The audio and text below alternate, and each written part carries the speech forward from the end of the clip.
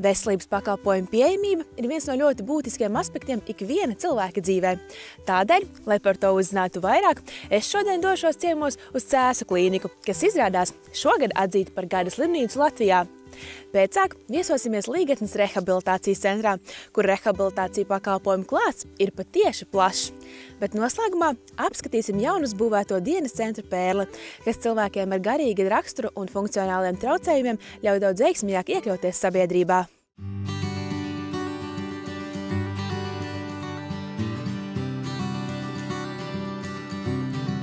Sveiki, Dace! Sveiki! Esmu Keita. Šodien esmu ieradusies pie jums ciemos uz Cēsu klīniku.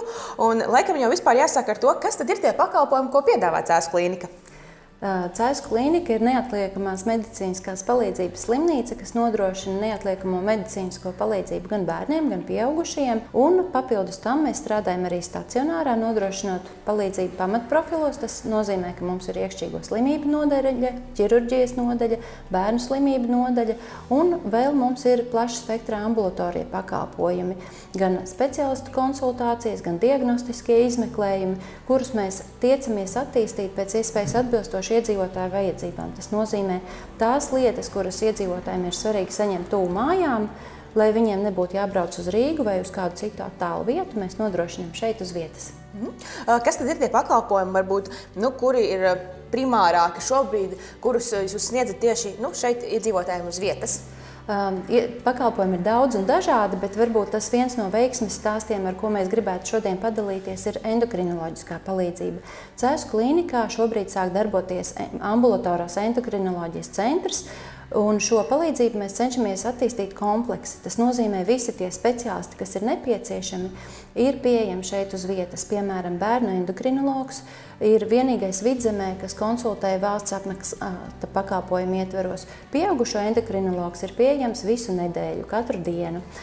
Līdzās viņam strādā diabēta apmācības kabinets ar 2 diabēta apmācības māsām, kuras nevien strādā šeit ar ambulatorijiem pacientiem, bet, ja vajag, iet arī uz nodaļām un konsultē tur pacientus, piemēram, jauniegūtu, jaunatklātu cukura-diabēta gadījumā.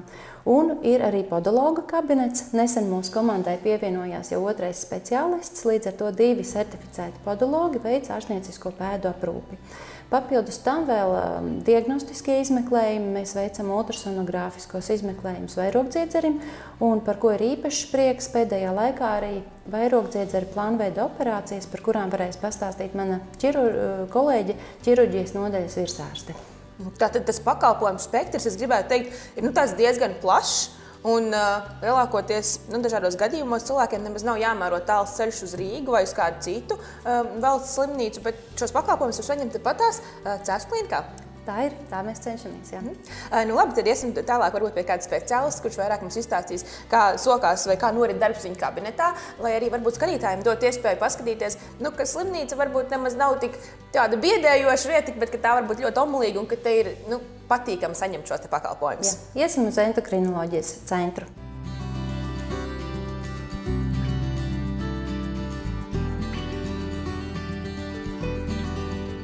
Vēl varbūt izstāsti man un varbūt arī skatītājiem, kas tad īsti ir endokrinologs un ar ko jūs nodarbojaties? Kas ir tas, ko jūs ārstējat?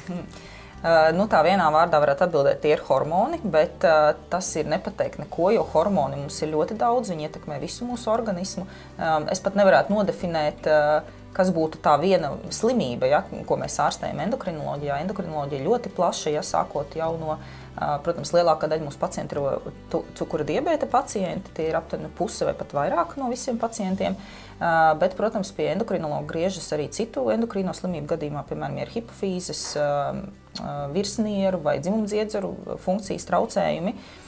Un man jāsaka arī, protams, ka diezgan daudz pacienti arī nāk ar tādām vispārējām sūdzībām, kas nav ar konkrēta slimība, bet viņiem ir kaut kāda sūdzība, un tad mēs kopā meklējam, ir vai nav endokrīns iemesls, tātad vai hormons ir vainīgs pie šīm sūdzībām. Piemēram, viena no tādām biežākajām ir adipozitāte, jeb aptaukošanās bez cukura diabēta.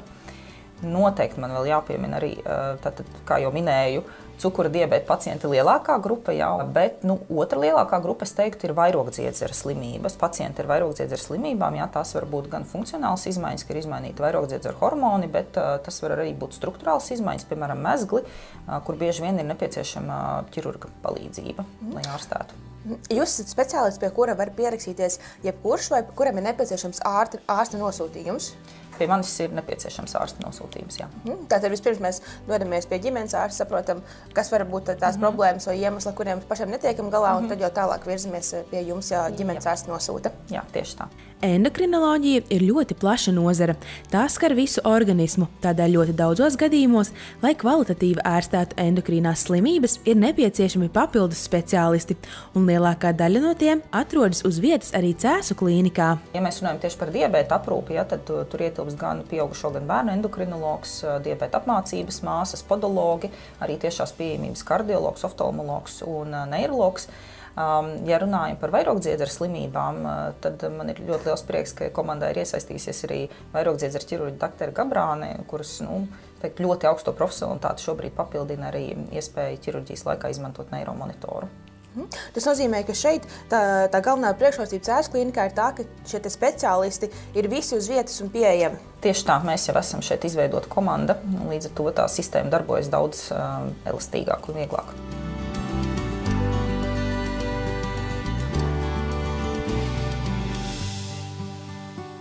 Tikko mēs viesojāmies pie doktoras Leldes, endokrinoloģis, un viņi minēja, ka šeit Cēsu klīnikā veic arī operācijas. Un saprot, ka operācijas veic ķirurgs, un tās ir jūs. Es pareizi sapratu, ja? Jā, tā arī ir. Šajā klīnikā to veicu es. Es operēju vairogdziedzerus kopā arī ar kolēģi, kurš man asistē. Šajā vasarā klīnikā iegādājās arī aparātu, kas monitorē nervu, balsenes nervu, kas nodrošina mūsu balsējušu kustības un mūsu spēju runāt un elpot. Un līdz ar to ar šo aparātu operācijas laikā nervu mēs redzam, un viņš tiek audzēts, lai nebūtu komplikācijas. Vai bez šīm vairogdziedzera operācijām ir vēl kādas operācijas, kas tiek veiktas šeit patās? Jā, protams, vairogdziedzers ir tikai maza sadaļa visā operāciju jūrā. Ikdienas darbi mums ir dažādas trūču operācijas, cirkšņa, nabas trūces, arī taisno muskuļu diastāzes mēs operējam. Ja?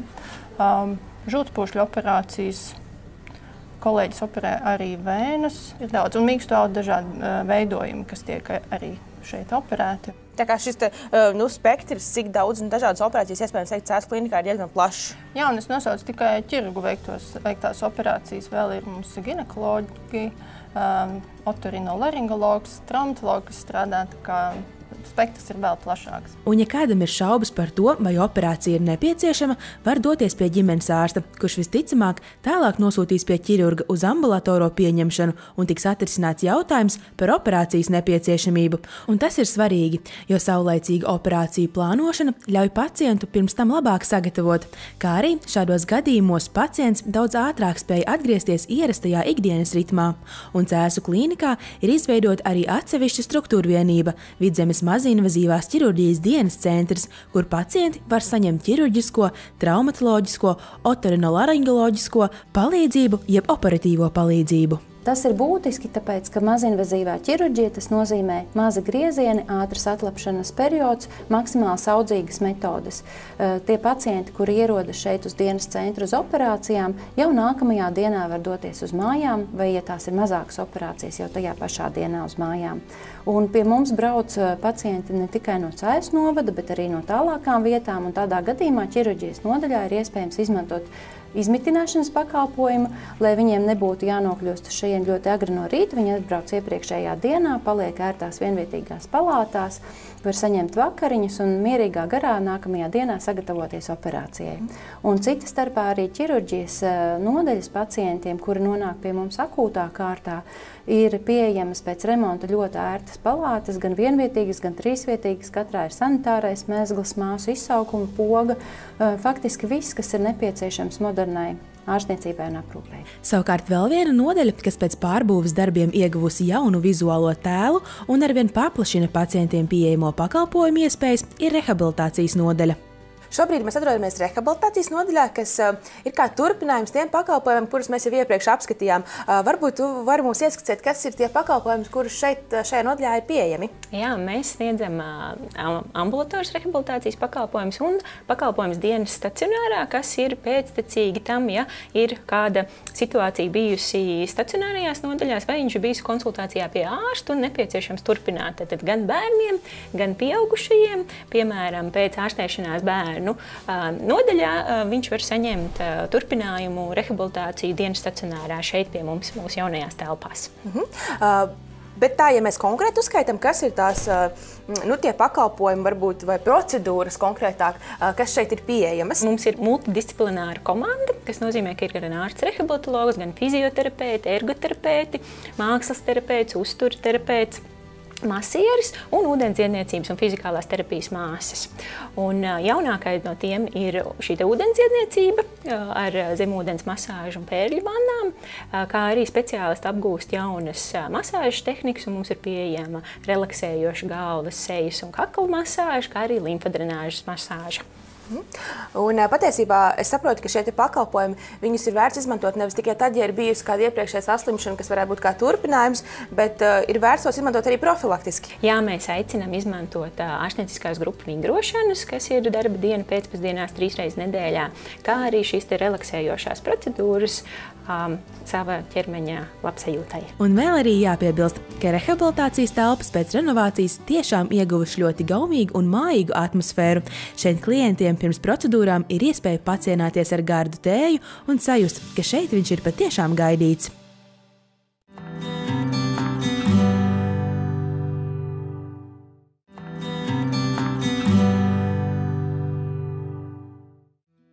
Skaistā dabas ielokā jau vairākus gadu desmitus klientus uzņem Līgatnes rehabilitācijas centrs. Man ir milzīgs prieks, ka jūs esat nonākusi, manuprāt, Vidzemes zaļākajā un skaistākajā vietā rehabilitācijas centrā Līgatne.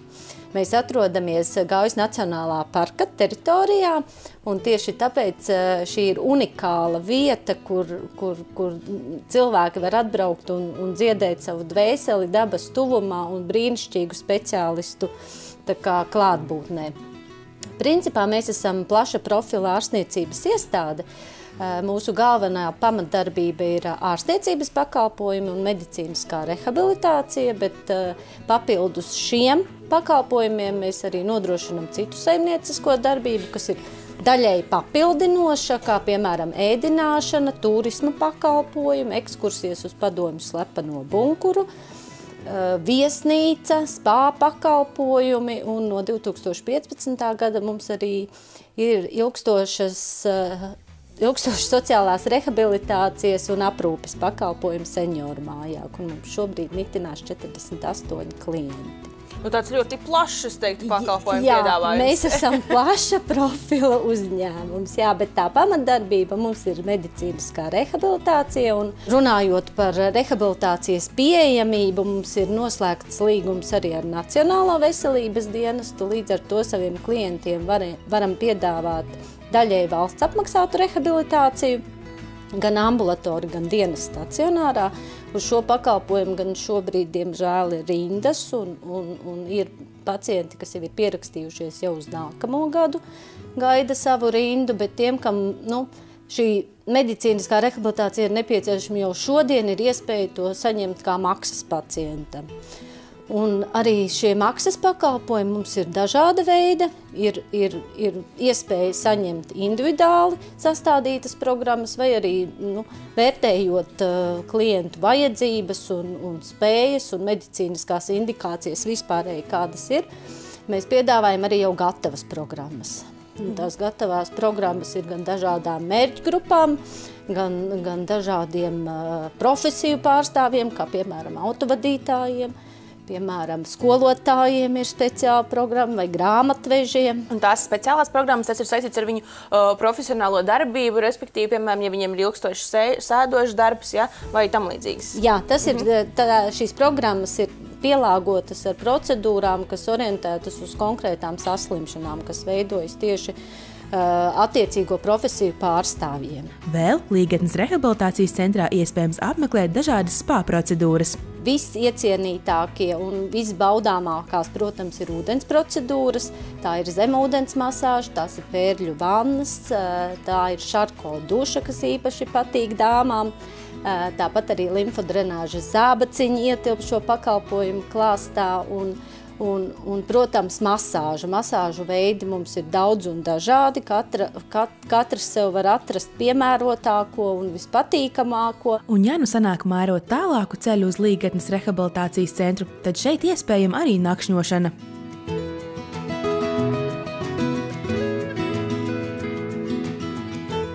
Principā mēs rehabilitācijas pakalpojumus Cēsu novadā neesam vienīgie, kas sniedz, bet mēs noteikti esam vienīgie, kas sniedz šādā multidisciplinārā komandā, kur ir absolūti visi speciālisti pieejami katru dienu pacientiem. Tātad mums ir, katrs pacients tiek izvērtēts atsevišķi, katram pacientam tiek nozīmēti šie rehabilitācijas mērķi.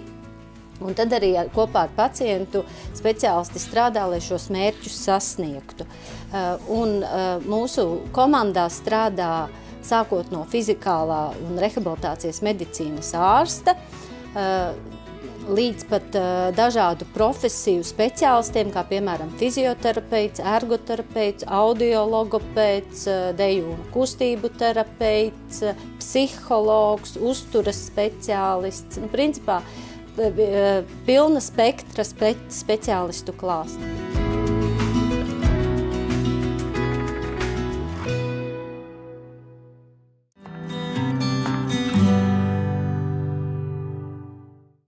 Pirms 2 gadiem Cēsu novadā tika uzcelts atbalsta centrs Pērle. Šobrīd tas ir lielākais daudzfunkcionāls sociālo pakalpojumu centrs novadā un Vidzemē kopumā. Centrs ir veidots cilvēkiem ar invaliditāti un tieši kuriem saslimšanas ir saistītas ar garīgās veselības jautājumiem. Tās var būt cilvēkiem, kuriem ir iedzimtas garīgās attīstības traucējumi un funkcionālie dažādi traucējumi, vai dzīves laikā iegūti.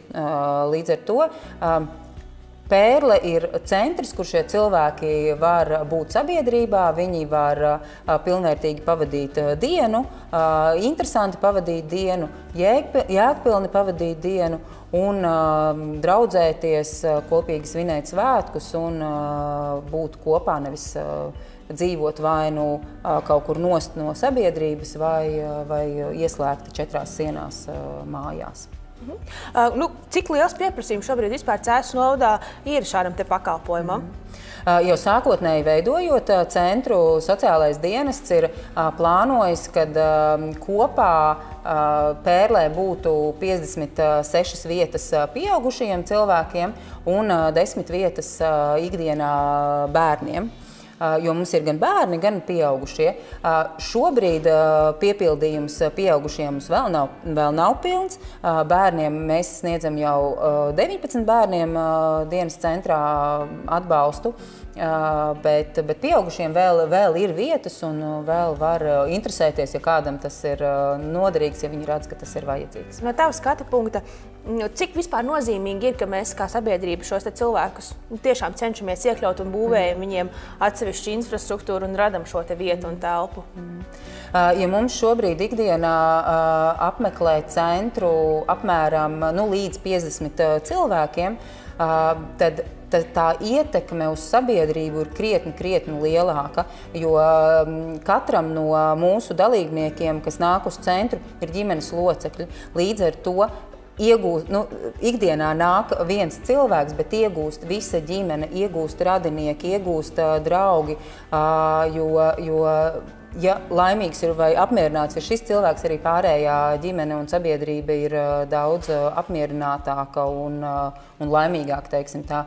Un otrs ir arī tādā, ja mēs skatāmies arī tādā tīri ekonomiskā ziņā, tad, piemēram, bērni, kuri apmeklē dienas centru, viņi nevar vieni paši pēc skolas pavadīt laiku, jo viņiem ir vajadzīga vai nu aprūpe vai pieskatīšana, bet vecāks var turpināt strādāt, jo pēc skolas bērns pavada šeit, ir pieskatīts. Līdz ar to viņš strādā, viņš ir ekonomiski aktīvs, viņš maksā nodokļus un var sevi arī pilnveidot. Un tāpat arī pieaugušiem, ja līdz šim mums ir bijuši dalībnieki, kuri pamatā pieskatījuši ir vecāki vai kādi radinieki, tad cilvēkam sākot nākt uz šo te centru, tad ģimenes loceklis vai radnieks var pilnvērtīgi pavadīt savu laiku, strādāt vai kārtot savas darīšanas, līdz ar to būt aktīvs sabiedrības loceklis. Un, ja runājam par aktivitātēm, cilvēki šeit nāk un dara to, ko viņi spēja izdarīt. Un viņi rada produktus, kuri pēc tam ir noderīgi kādam citam, izgatavojot dažādas mazākas lietiņas un priekšmetus. Šeit mums ir darbnīcu plāns, tad mums ir 5 dažādas darbnīcas, un te ir pirmdiena, otrdiena, trešdiena, ceturtdiena, piekdiena.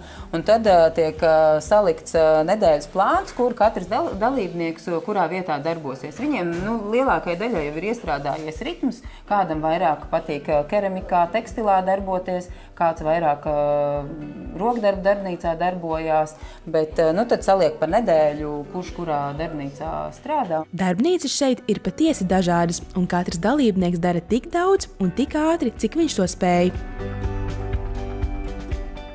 Savukārt ēkas otrā galā laiku liederīgi pavada bērni. Šobrīd mēs esam dienas aprūpes centrā bērniem, un centrs pamatā darbojās skolas laikā pēcpusdienās, tad, kad ikdienā no rīta puses bērni ir skolā vai bērnu dārzos, katrs savā izglītības iestādē, un pēcpusdienās tad viņi dodās uz šejieni, vai nu viņus atved ar specializēto transportu vai kāds asistents, un tad viņi līdz tam, kamēr vecāki strādā, tad viņi atrodās bērnu centrā un darbojās un dara dažādas lietas.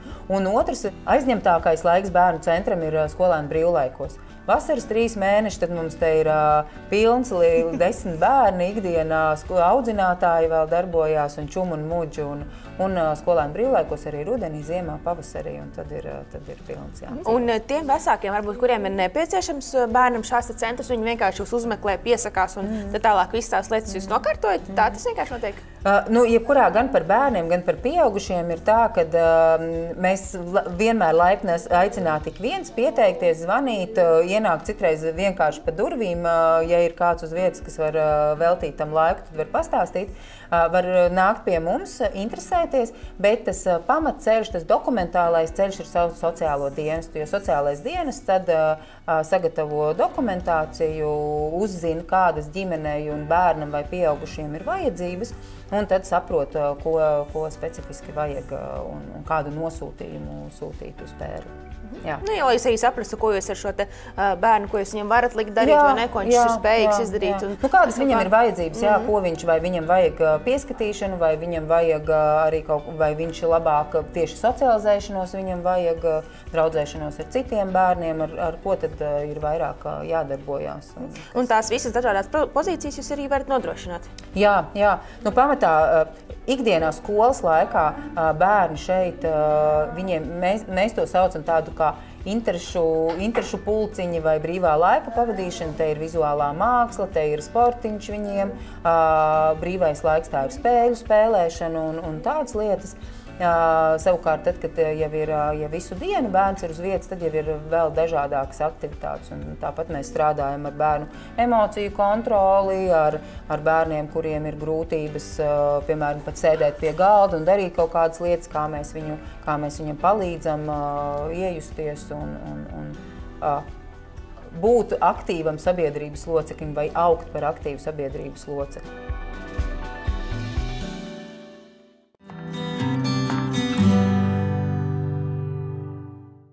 Mana galvenā atziņa pēc viesošanās tik dažādās veselības iestādēs ir skaidra. Pats nepieciešamākais Cēsu novada iedzīvotājiem ir viegli un ērti pieejams gan profilaktiskajos, gan akūtajos pakalpojumos. Tādēļ novērtējiet šīs iespējas un esiet veseli!